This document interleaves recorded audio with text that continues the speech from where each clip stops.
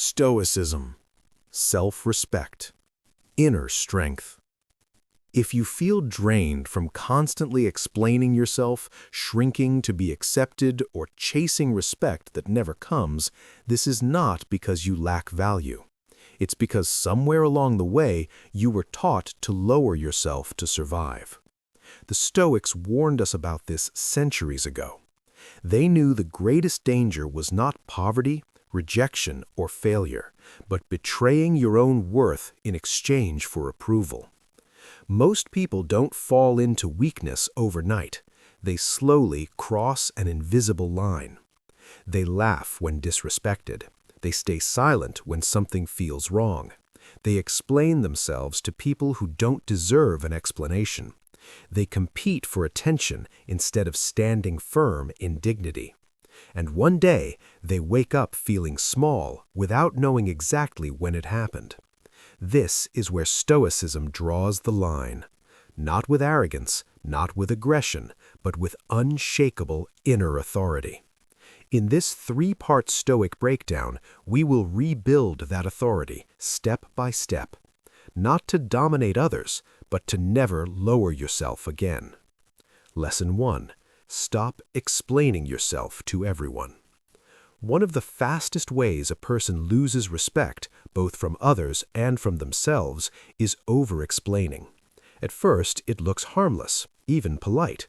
You explain your decisions so people understand. You justify your choices so no one feels uncomfortable. You defend your dreams so others don't judge you too harshly. But beneath that behavior is something far more dangerous, a quiet belief that your life requires permission. Epictetus, one of the core Stoic philosophers, was brutally clear on this matter. If you wish to live according to virtue, you do not ask for approval, you act. The Stoics believed your actions should speak louder than your explanations. Why? Because explanations invite negotiation, and negotiation invites doubt. Every time you explain yourself unnecessarily, you hand others the authority to evaluate your worth. You say, without words, "Please agree with me so I can feel secure." That is not humility. That is surrender. Why over-explaining weakens you? Over-explaining is not a communication problem. It's an identity problem. It comes from the fear of being misunderstood, disliked, or rejected. But Stoicism teaches a difficult truth. Not everyone needs to understand you, and no one needs to approve of your path. Marcus Aurelius reminded himself daily that people will judge, misunderstand, and project, but none of that touches your character unless you allow it. When you explain yourself to people who aren't walking your path, you waste energy defending a life they don't have the courage to live. A Stoic asks a different question. Is this explanation necessary for virtue or just for comfort? If it's the latter, silence is stronger. Stoic practice. Replace explanation with certainty. This doesn't mean becoming rude or secretive. It means learning when not to speak. You can say, "This is the decision I've made. That works for me. I've thought it through." And then stop. No defense, no justification, no emotional apology for choosing yourself. The calmer you are, the more authority your silence carries. The Stoics knew this well. The person who does not need validation is already powerful. Lesson 2. Never compete for someone's attention. The moment you compete for attention, you place yourself below the person you're chasing. This is true in relationships, in friendships, in workplaces, even in families. You reply instantly while they delay. You give more while receiving less. You try harder while they stay comfortable. And slowly, without realizing it, you teach them something dangerous. Your presence is optional. Your dignity is negotiable. Marcus Aurelius warned that the soul becomes shaped by what it seeks. If you constantly seek approval, your mind becomes restless, insecure, and dependent. Stoicism rejects this entirely. Attention is cheap. Respect is rare. Stoics understood a painful truth most people avoid. You cannot force someone to value you, and the more you try, the less they will. When you chase attention, you hand your emotional center to someone else. You become reactive instead of grounded. You perform instead of stand. Epictetus taught that freedom begins when you stop tying your peace to what is outside your control. Another person's interest is outside your control. Your self-respect is not. The Stoic shift. Instead of asking, "How do I get their attention?" ask, "Why am I offering my energy to someone who doesn't honor it?" Stoics do not withdraw in bitterness. They step back in clarity. They focus on their principles, their growth, their inner discipline. And something paradoxical happens. When you stop chasing attention, it often returns on its own. Not because you begged, but because you became solid. And even if it doesn't return, you lose nothing, because your worth was never dependent on being chosen. Lesson 3. Learn to walk away without warning. Most people think strength looks like confrontation. Stoicism teaches something far more unsettling. True strength is knowing to leave without explanation. When you lower yourself, it's often because you stay too long in spaces that drain you. You stay hoping they'll change. You stay because you don't want to seem weak. You stay because you invested time and don't want to lose. But Seneca was clear. Staying where your character erodes is not loyalty.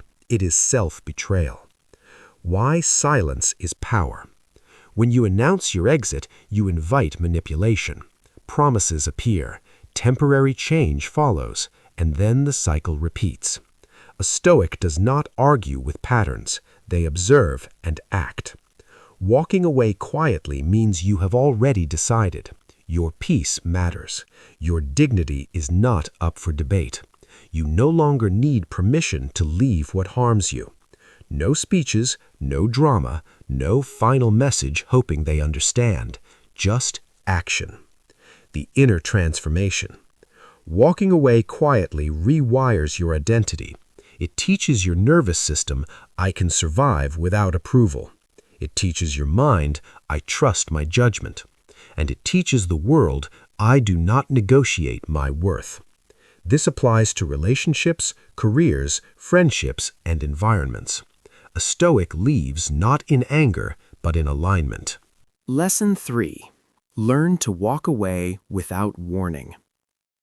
If there is one skill that instantly separates the strong from the weak, it is this: the ability to walk away without explanation, apology, or emotional display. Most people believe strength looks like confrontation, arguing, proving, explaining, staying until the other person finally understands. The Stoics knew better. True strength often looks like silence, followed by decisive action. You lower yourself every time you stay in a place that drains your dignity. You lower yourself when you tolerate repeated disrespect because you hope things will change. You lower yourself when you explain your pain to someone who benefits from ignoring it. Marcus Aurelius warned against this quiet self-betrayal. He wrote that we suffered not from events, but from our judgments about them. And one of the most damaging judgments is believing that endurance equals virtue. Endurance is only virtuous when the cause is worthy. Staying where you are diminished is not patience. It is fear disguised as loyalty. Walking away without warning is not cruelty. It is clarity. When you announce your departure in advance, "When this happens again, I'm leaving. If you don't change, I'm done," you hand control back to the very person who disrespects you. They promise just enough, change just long enough, perform just convincingly enough to keep you hooked, and then the cycle repeats. The Stoic does not negotiate with disrespect. They observe patterns, not words. They act when patterns reveal the truth. Silence, then departure, is the final boundary. No dramatic speeches, no emotional outbursts, no attempt to be understood.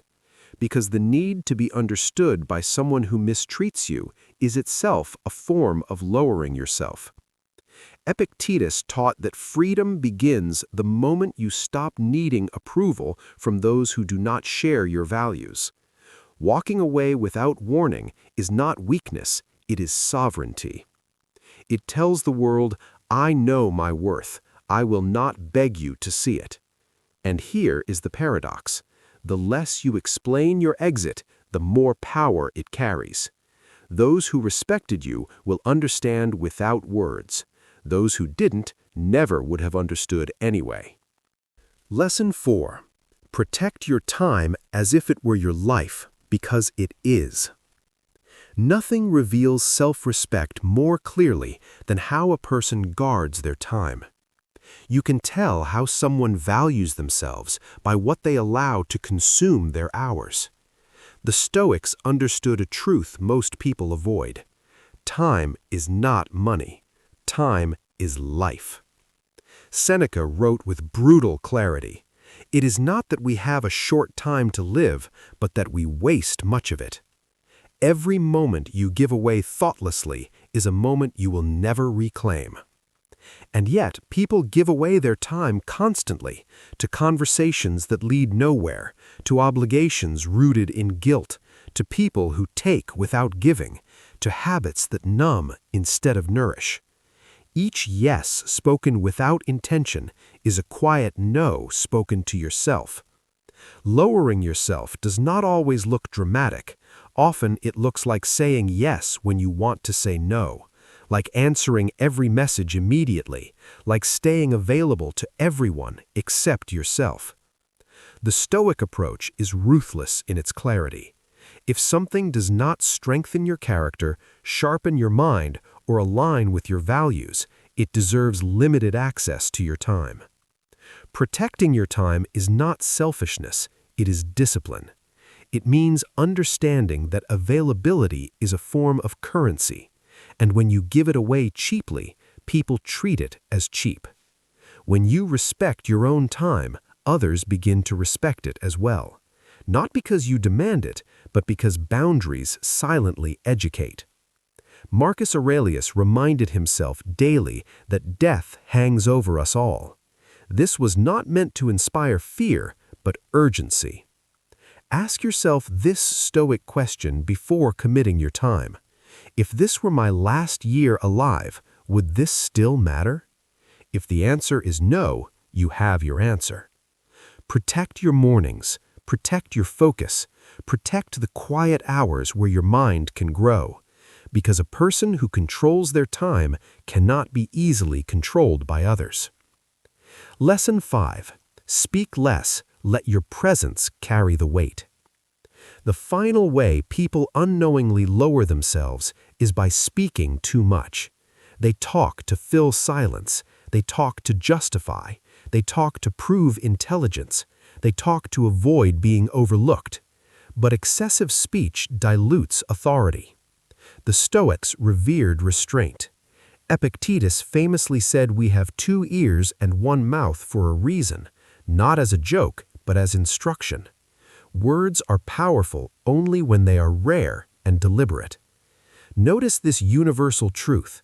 The most respected people in any room are rarely the loudest. They listen, they observe, they speak only when something meaningful needs to be said. When you speak constantly, you give others unlimited material to judge, distort, or dismiss. When you speak selectively, your words land heavier. Speaking less is not silence born of fear, it is silence born of control. It means you do not rush to defend yourself. You do not correct every misunderstanding. You do not respond to every provocation.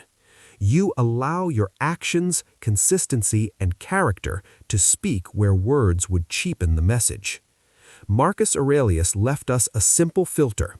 If it is not right, do not do it. If it is not true, do not say it.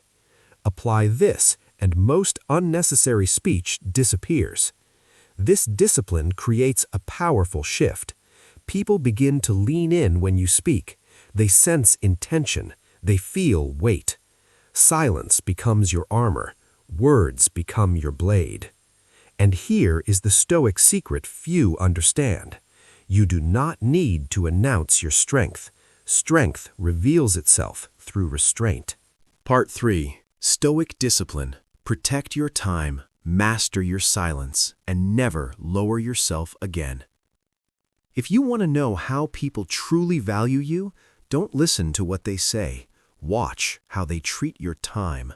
Watch how they respond to your silence. Stoicism teaches a hard truth most people avoid. You are lowered not only by what you tolerate from others, but by what you waste from yourself. This final part is where Stoic strength becomes unshakable, not loud, not aggressive, but immovable. Lesson 4. Protect your time like it is your life, because it is. Most people think they lower themselves through words or relationships, but the most invisible betrayal happens through time. Every minute you give away carelessly is a silent confession, my life is not that valuable. The Stoics understood this deeply. Seneca wrote, "It is not that we have a short time to live, but that we waste much of it." Time is not a resource. Time is life itself. Yet look around. People give hours to conversations they don't respect, days to work they secretly resent, years to relationships that drain them, and then they wonder why they feel small, tired, invisible. When you allow anyone unlimited access to your time, you teach them that your presence is cheap, and cheap things are never respected. Protecting your time is not selfish. It is an act of self-respect. A Stoic does not say yes out of guilt. A Stoic does not stay out of fear. A Stoic does not overcommit to avoid disappointing others. Why? Because Stoicism is built on one core principle. Live according to what is within your control. And your time, unlike people's opinions, is within your control. When you protect your time, something powerful happens. You stop rushing. You stop explaining. You stop apologizing for having standards. You stop living reactively. You become deliberate. Marcus Aurelius reminded himself, do not act as if you were going to live 10,000 years. Every yes costs you something. Every unnecessary obligation steals focus from what actually matters. Ask yourself this Stoic question before giving your time away. If this were my last week alive, would I still choose this? If the answer is no, decline without guilt. Important people are not busy everywhere. They are intentional somewhere. Protect your time and the world will adjust. Fail to protect it and the world will consume you. Lesson 5. Speak less. Let your presence do the work.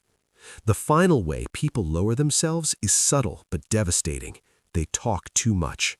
They speak to fill silence. They speak to prove intelligence. They speak to earn approval. They speak to avoid being overlooked. But the Stoics knew something modern society forgot.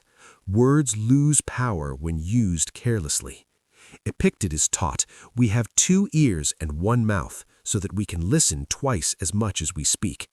Silence is not emptiness. Silence is control. When you speak constantly, you give people material to misunderstand you, judge you, or dismiss you. When you speak selectively, your words gain weight. Think of the people you respect most. They are rarely the loudest. They do not rush to respond. They do not explain everything. They do not argue for every opinion. When they speak, people listen. That is Stoic presence. Speaking less does not mean becoming cold or distant. It means becoming intentional. Marcus Aurelius gave us a simple filter. If it is not right, do not do it. If it is not true, do not say it. Imagine if every word you spoke passed through that filter. No emotional outbursts, no unnecessary explanations, no gossip, no empty promises, no self-betrayal disguised as politeness. Silence, when chosen consciously, becomes a boundary, a message, a form of strength. People remember the one who stayed calm in chaos. They remember the one who did not need to defend themselves. They remember the one who did not lower their voice to be heard. When you speak less, you stop chasing influence, you attract it, because power is felt before it is heard. The Stoic conclusion: never lower yourself again. Lowering yourself is rarely dramatic. It is gradual. A small compromise here, a swallowed boundary there, another "it's fine" when it isn't, another "yes" when your soul wanted "no."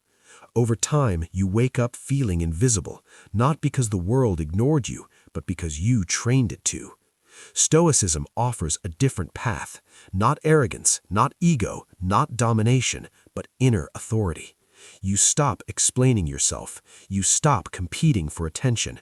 You walk away when respect disappears. You guard your time fiercely. You speak with precision or not at all. And slowly, something changes. You no longer ask to be valued. You embody value. Marcus Aurelius said it best: you have power over your mind, not outside events. Realize this, and you will find strength. You cannot control how others see you, but you can control whether you ever betray yourself again. And when you stop lowering yourself, the world has no choice but to meet you where you stand, not because you demanded it, but because you earned it through discipline, silence, and self-respect.